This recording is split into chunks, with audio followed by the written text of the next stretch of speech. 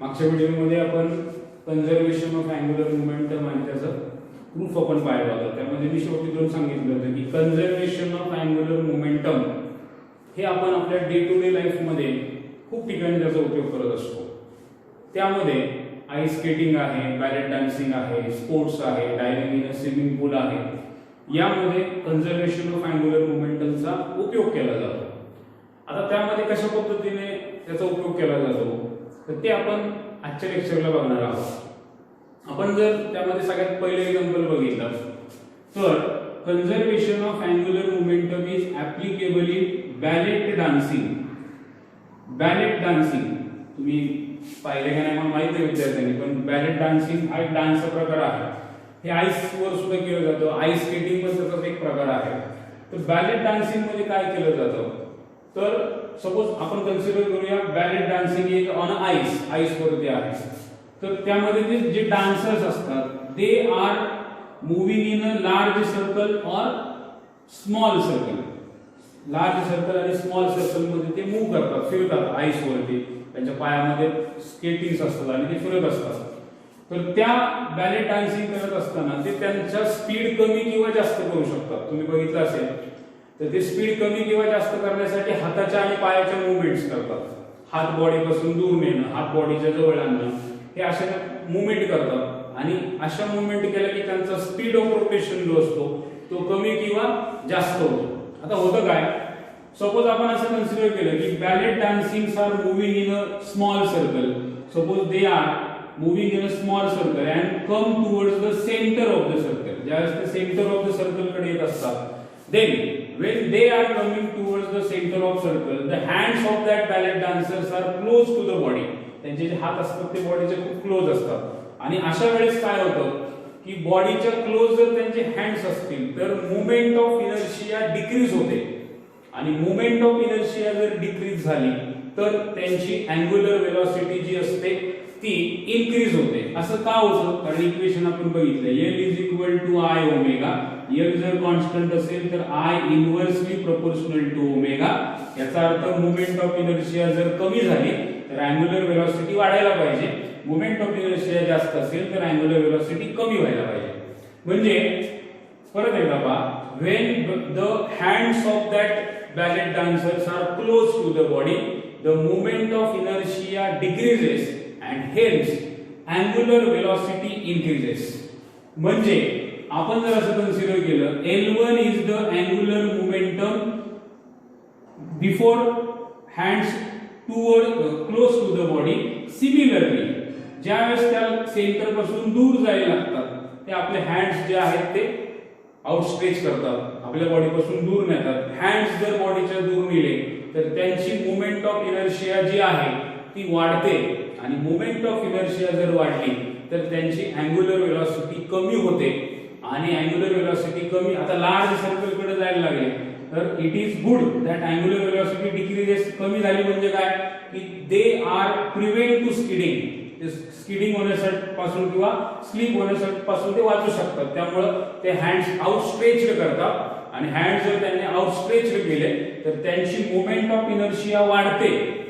आणि movement of inertia वाढली की आपोआप त्यांचा अँग्युलर स्पीड जो आहे तो कमी होतो. म्हणजे या बॅलेट डान्सिंगच्या एक्झाम्पल्स मध्ये आपल्याला लक्षात येतं L1 equal to L2. Movement of inertia before outstretched hand is equal to movement of inertia after outstretched the hands. That means I1 omega 1 is equal to I2 omega 2.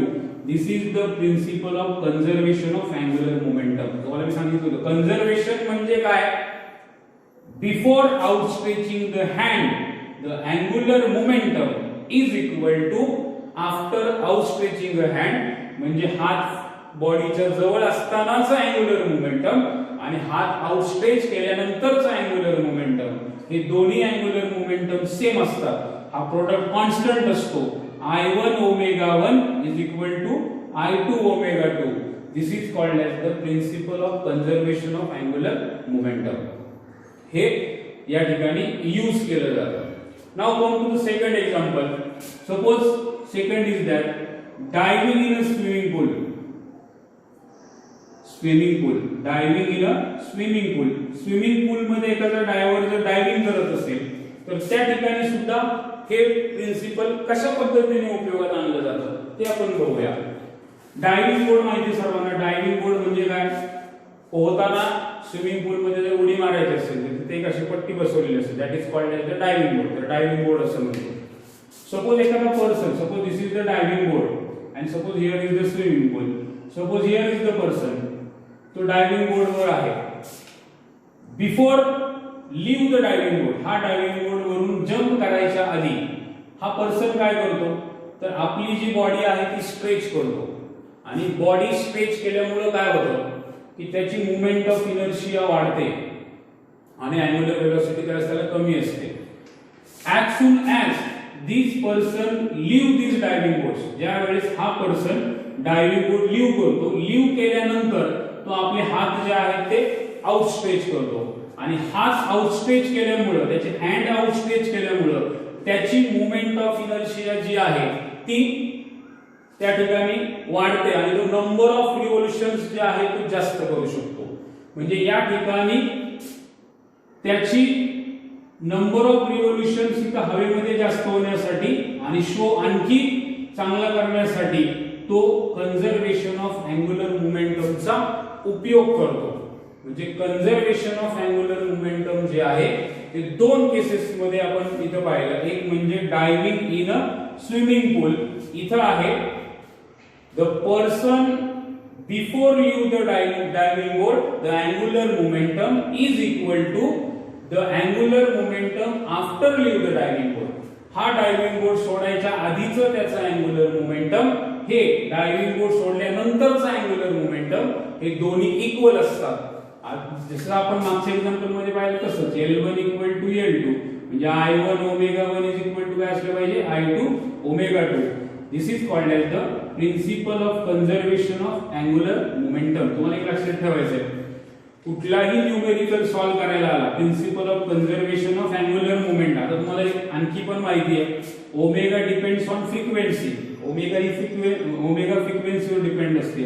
तुम्ही याला असे लिहिता 2 पाय n1 is equal to 2 पाय n2 into हा I2.